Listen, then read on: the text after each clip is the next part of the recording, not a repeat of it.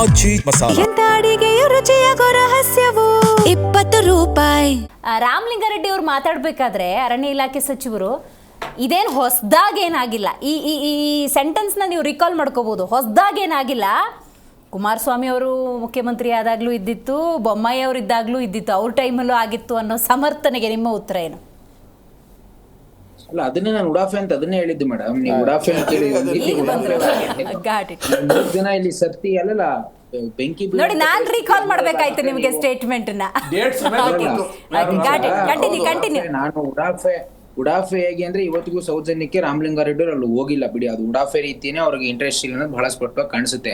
ಆದ್ರೆ ಇಲ್ಲಿ ಪ್ರಶ್ನೆ ಇರ್ತಕ್ಕಂಥದ್ದು ತಮಿಳ್ನಾಡಿನ ವಿಜಯ್ ಅವ್ರು ಮಾತಾಡುವಂತ ಅವಶ್ಯಕತೆ ಏನಿಲ್ಲ ಕರ್ನಾಟಕದ ವಿಚಾರವಾಗಿ. ಅವ್ರ ಭಾಷಾ ಅವರು ಸತ್ತಿರುವಂತವ್ರು ಯಾರೋ ಅವ್ರಿಗೆ ಜೋಸೆಫ್ ವಿಜಯ್ ಅವರಿಗೆ ಅಲ್ಲಿ ಆಂಥೋನಿ ಸ್ವಾಮಿ ಪೀಟರ್ ಅಂತ ಅವ್ರ ಹೆಸರು ಕೇಳಿ ಅವ್ರಿಗೆ ಯಾರೋ ಅಂತ ಆ ಒಂದು ಇದ್ರ ಮೇಲೆ ಮಾತಾಡಿರ್ಬೋದು ನಾವು ಕಾನಟೇಷನ್ಸ್ ಮೇಲೆ.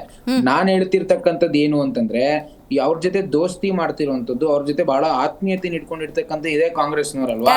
ಈಗ ಅವ್ರು ಮುಖ್ಯಮಂತ್ರಿ ಆದಂತ ಸಂದರ್ಭದಲ್ಲಿ ಏನು ಡಿ ಕೆ ಶಿವಕುಮಾರ್ ಅವ್ರು ಫೋನ್ ಮಾಡಿ ವಿಶ್ ಮಾಡಿದ್ದೇನು, ಸಿದ್ದರಾಮಯ್ಯನವ್ರು ವಿಶ್ ಮಾಡಿದ್ದೇನು, ರಾಹುಲ್ ಗಾಂಧಿ ಅವ್ರು ಹೋಗೇ ಬಿಟ್ರು ತಮಿಳ್ನಾಡಿಗೆ. ಈಗ ಅದೇ ರಾಹುಲ್ ಗಾಂಧಿ ಒಂದ್ ಮಾತು ಹೇಳ್ಬೋದಲ್ವಾ, ನೀವ್ ಯಾಕೆ ಇಂಟರ್ಫಿಯರ್ ಆಗ್ತೀರಿ ಕರ್ನಾಟಕ ವಿಚಾರದಲ್ಲಿ ಅಂತ. ವೆರಿ ಸಿಂಪಲ್ ಅಲ್ವಾ. ಈಗ ಪಾಪ ಚಾಂದ್ ಪಾಶ್ ಅವ್ರು ಬಹಳ ಅವ್ರು ಚೆನ್ನಾಗಿ ಹೇಳಿದ್ರು ಯಾವ ಅವಶ್ಯಕತೆ ಇಲ್ಲ ವಿಜಯ್ದು ಅಂತ. ಅದೇ ಮಾತನ್ನ ರಾಹುಲ್ ಗಾಂಧಿ ಅವರು ಅಷ್ಟೇ ಸ್ಟ್ರಾಂಗ್ ಆಗಿ ಡಿ ಕೆ ಶಿವಕುಮಾರ್ ಯಾರು ಪ್ರಮುಖ ರಾಮಲಿಂಗಾರೆಡ್ಡಿ ಅವರು ಹೇಳಿದ್ರೆ ಅವಾಗ ನಾವು ಒಪ್ಪೋದಾಗಿತ್ತು ಬಹಳ ಸ್ಪಷ್ಟವಾಗಿ. ಇವ್ರ ಜೊತೆ ದೋಸ್ತಿ ಮಾಡ್ಕೊಂಡು ಅಲ್ಲೆಲ್ಲ ಅಧಿಕಾರ ಅನುಭವಿಸ್ಬಿಟ್ಟು ಇವತ್ತು ಇವ್ರು ನ್ಯಾಯ ಕೊಡಿಸ್ತಾರೆ ಅಂದ್ರೆ ಸಾಧ್ಯ ಇದೆಯಾ?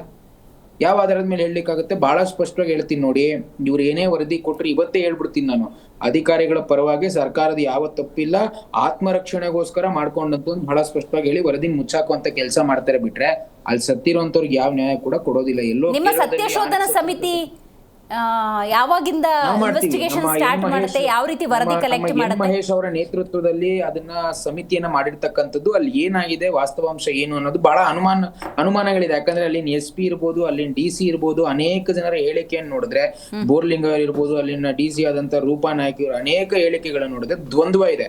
ಅವ್ರಿಗೆ ಕ್ಲಾರಿಟಿ ಇಲ್ಲ. ಬಹಳ ಸ್ಪಷ್ಟವಾಗಿ ಮೇಲ್ನೋಟಕ್ಕೆ ಕಾಣಿಸುವಂತದ್ದು ಏನು ಅಂತಂದ್ರೆ ಇದನ್ನ ಮುಚ್ಚಾಕಕ್ಕೆ ಸರ್ಕಾರ ಏನ್ ಬೇಕೋ ಅದನ್ನ ಮಾಡ್ತಾ ಇದೆ ಮೇಲ್ನೋಟಕ್ಕೆ ಅನ್ನೋದು ಬಹಳ ಸ್ಪಷ್ಟವಾಗಿ. ಸೌಜನ್ಯಕ್ಕಾದ್ರೂ ಅಲ್ಲಿ ಹೋಗ್ಲಿಲ್ಲ ಅಂತಂದ್ರೆ it shows the ಆರೋಗ್ಯನ್ಸ್ of the government today in Karnataka.